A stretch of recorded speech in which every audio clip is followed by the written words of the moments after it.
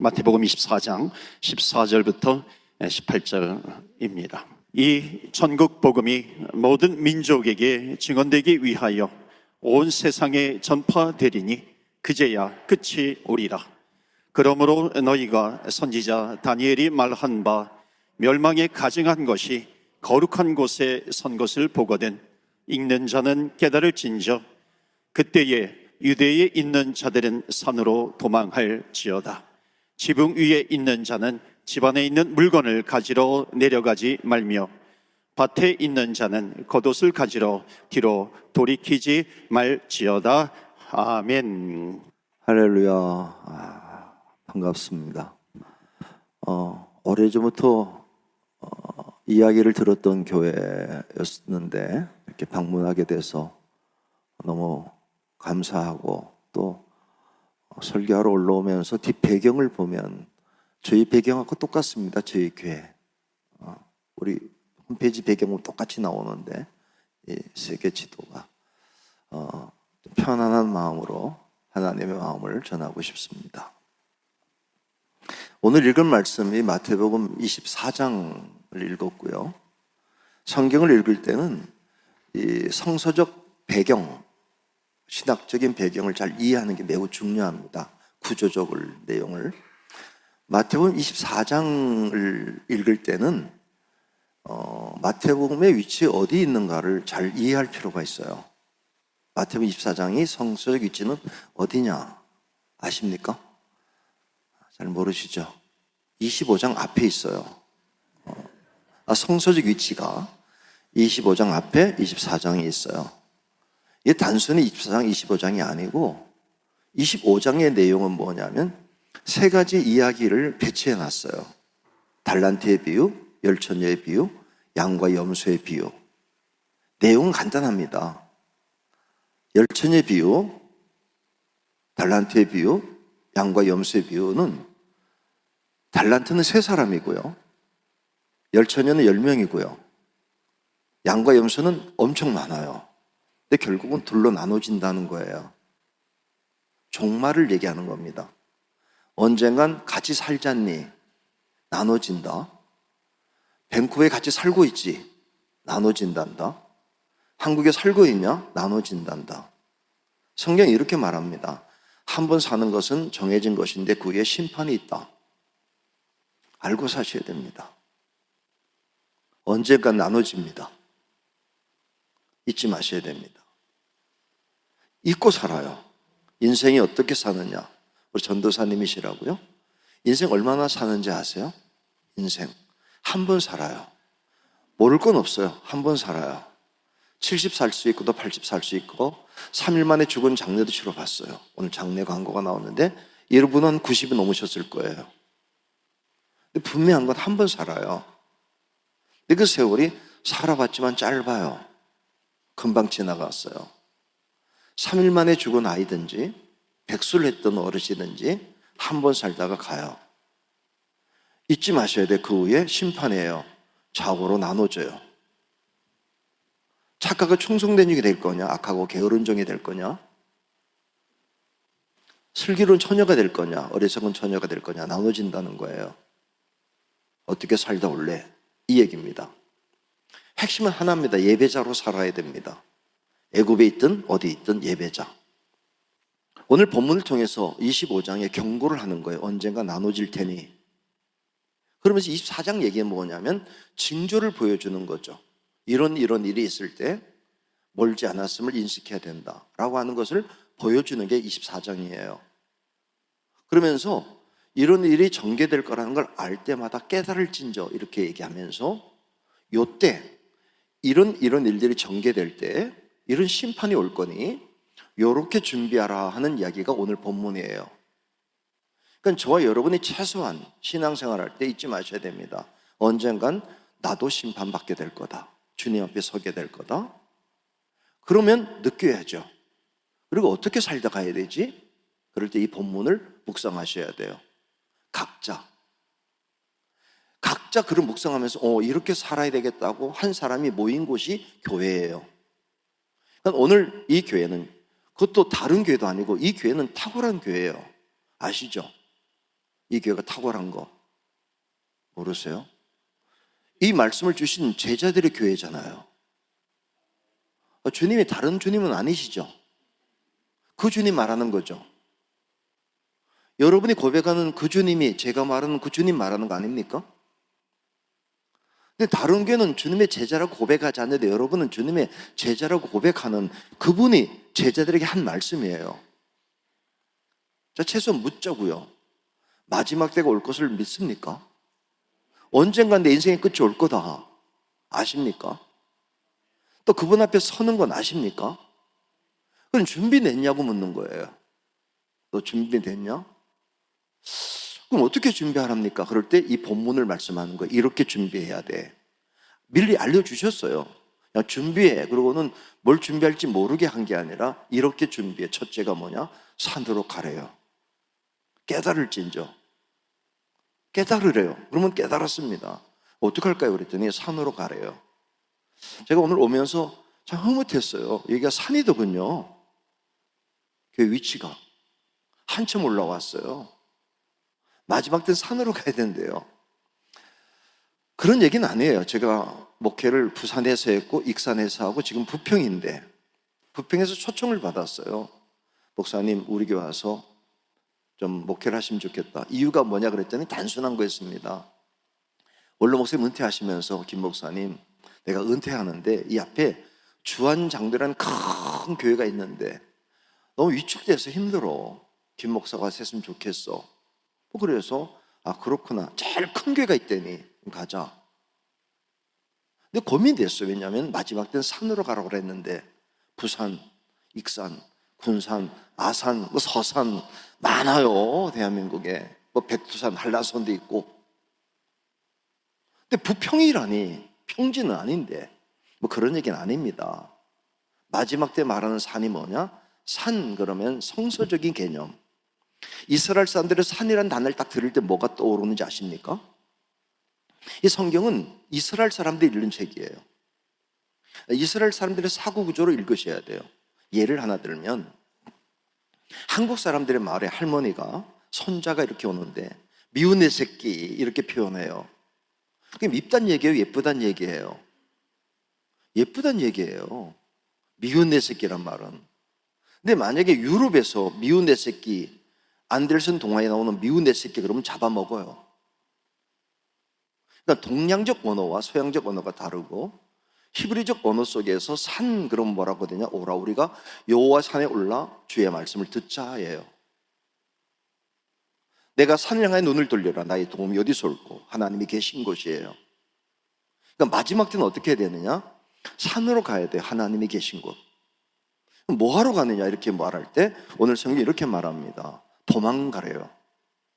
도망은 산으로 여기 와서도 산을 자꾸 걷게 됩니다. 산책, 운동 삼아서. 근데 그건 아니고요. 도망은 사느냐 죽느냐의 문제예요.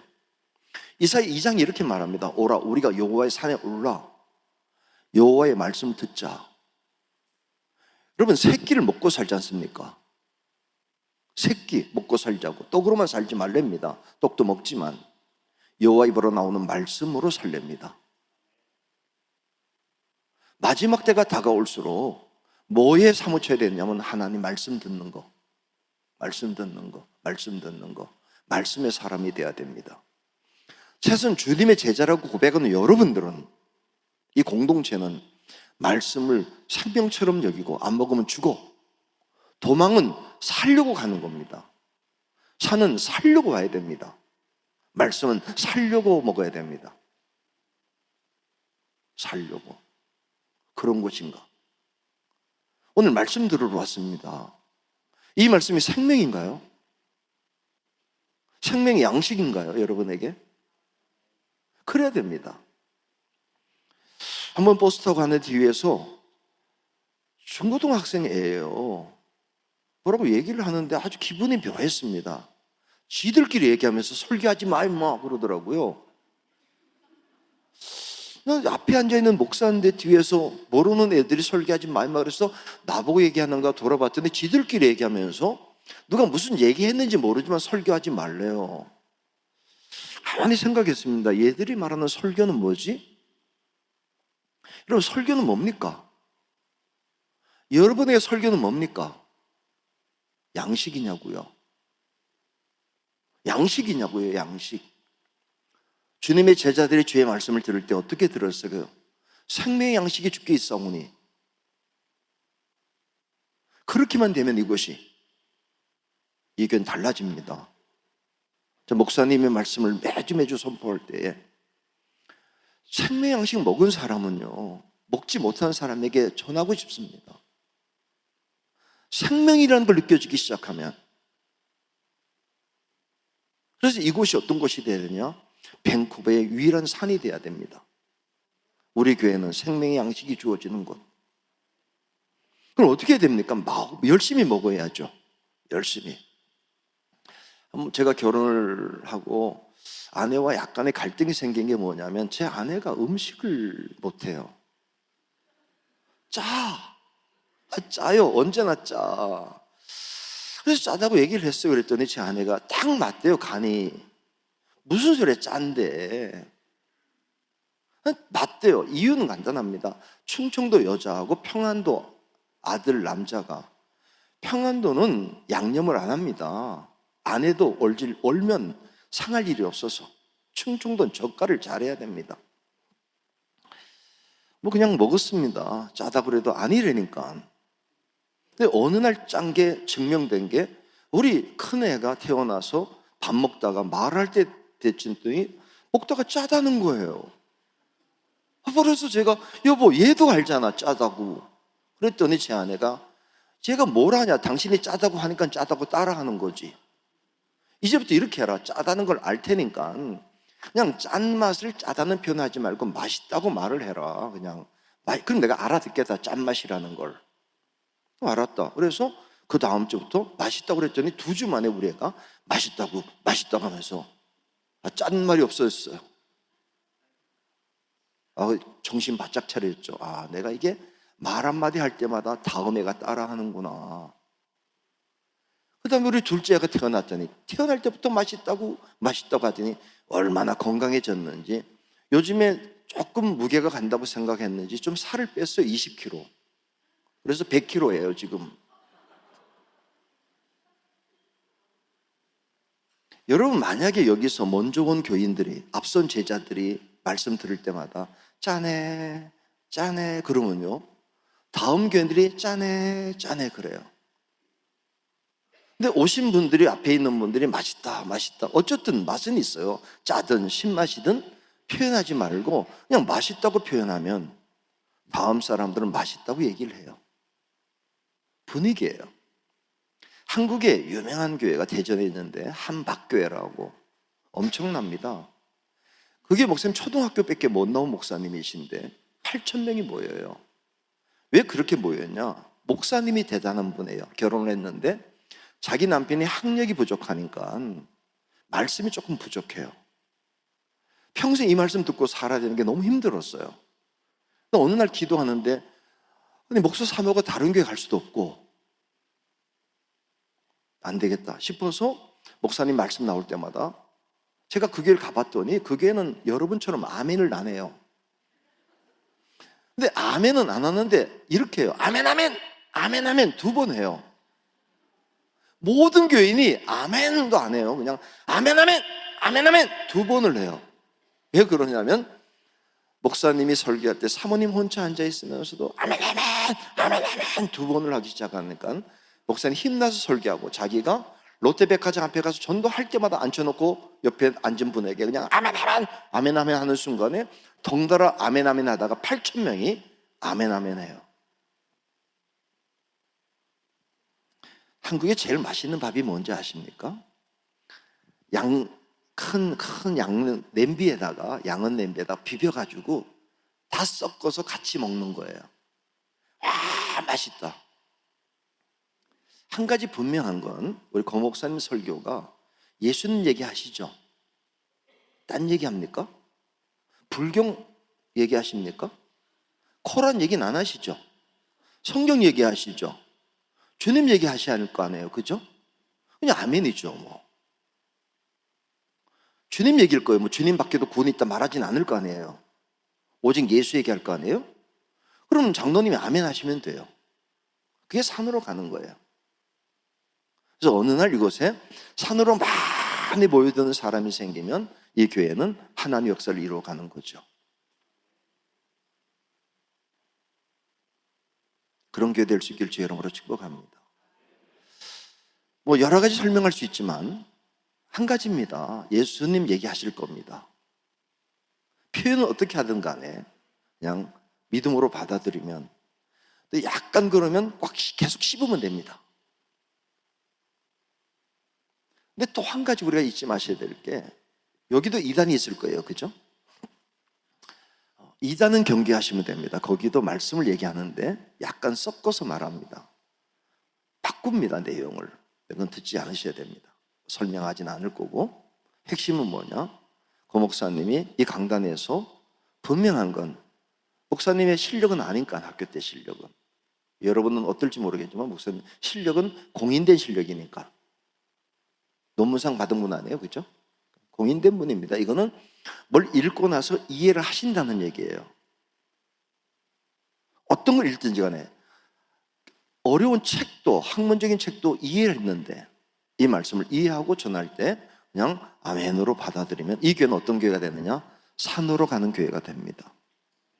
그러니까 마지막 때는 어떤 교회가 되느냐? 산으로 가래요. 두 번째는 지붕으로 올라가래요. 어떻게 지붕으로 올라가죠? 마지막 때는 지붕으로 올라가야 된다는데 그 뜻은 뭘까? 성경은 이렇게 말합니다. 사도행전에 베드로가 제9시에 기도하러 지붕에 올라갈세.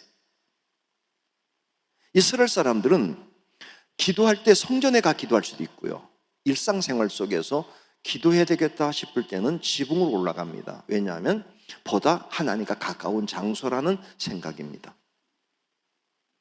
성전으로 가는 건, 근데 회당으로 가는 건 말씀 보고 기도하러 갑니다. 어디서든지 하나님의 집, 만민이 기도하는 집.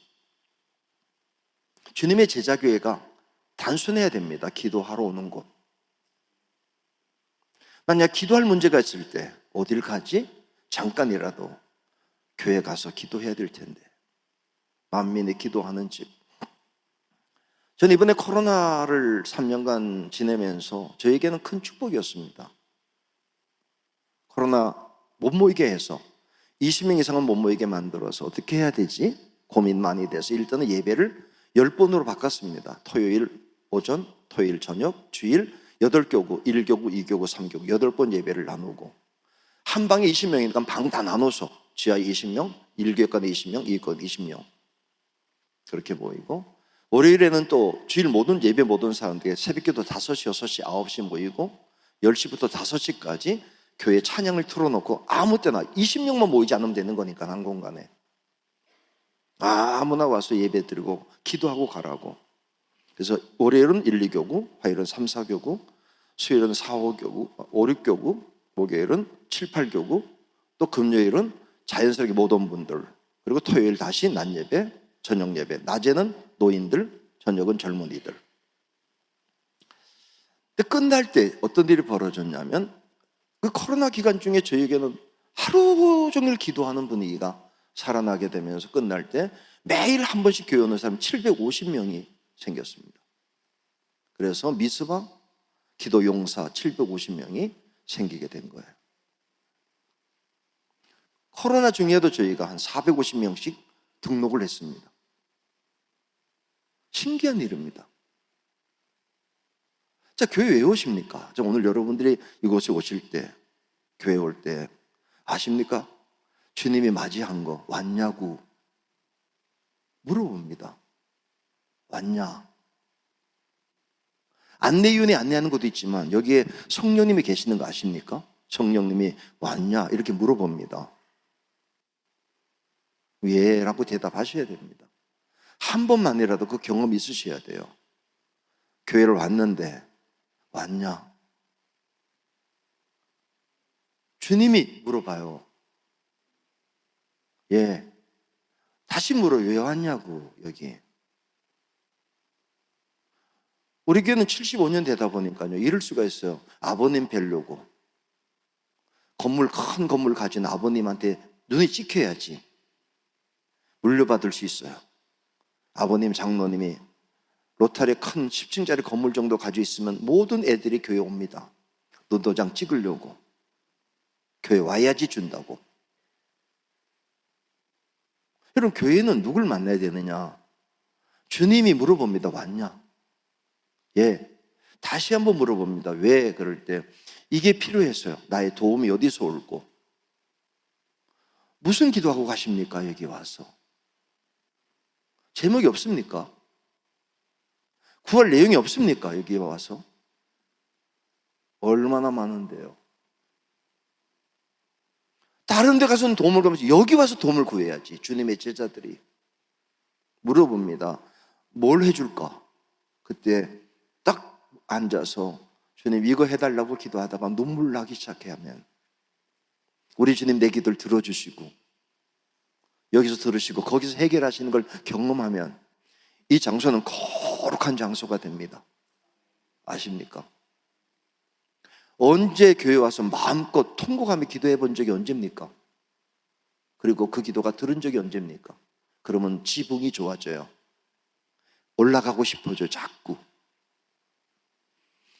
지붕 올라가서 얘기하면 들어주신 하나님, 그 하나님이 이 교회 하나님이 될 수 있기를 주의 이름으로 축복합니다.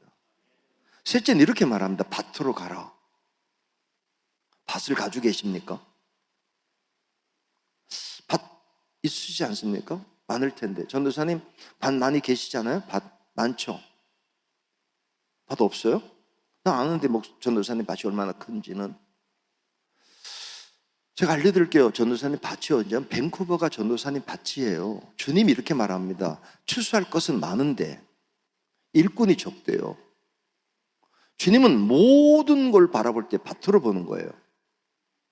예수님이 마지막 때 종말을 얘기하면서 25장 징조를 얘기하면서 깨달으라고 말할 때 밭에 가서 겉옷을 가질래 도둑이지 말라 열심히 칼할 때 뭐 감자 캐라는 얘기겠어요? 팔을 뽑으라는 얘기겠어요? 옥수를 따른 얘기겠습니까? 밴쿠버에 죽어가는 영혼이 얼마나 많은데.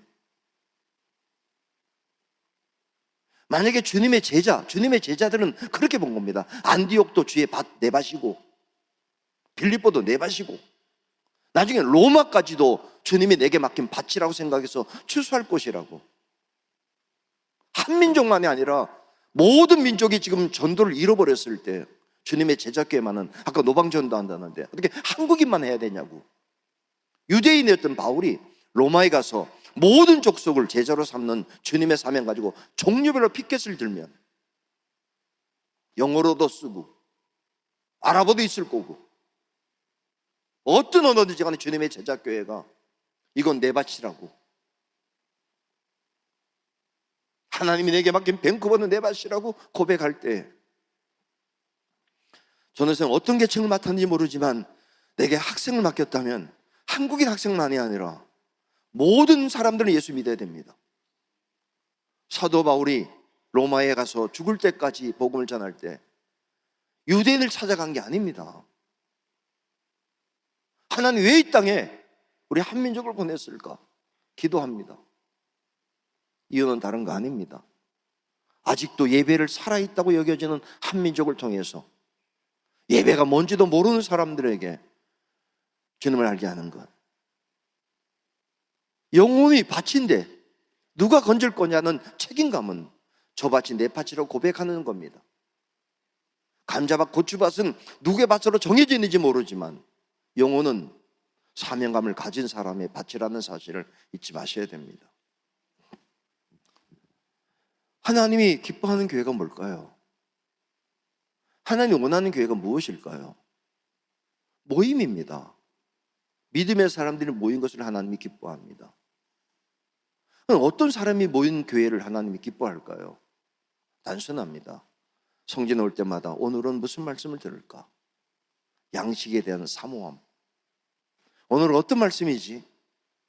이 엄청난 양식들이 담겨있는 이 책을 들을 때마다 그냥 아멘 아멘 하게 되고, 이 말씀 먹고 사는구나.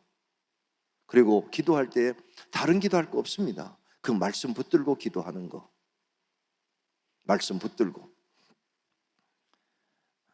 오래전에 주인백 목사님이 캐나다에서 목회할 때 한번 초청을 받아서 갔다가 집회를 하게 됐어요. 올라가는 시간에 주인백 목사님 아들 현목이라는 친구가, 이게 이제 목사가 되어 가는데, 예배 중에 올라가는데 엄마 껌 사줘 이러는 거예요. 토론대에서 목회하는 중인데.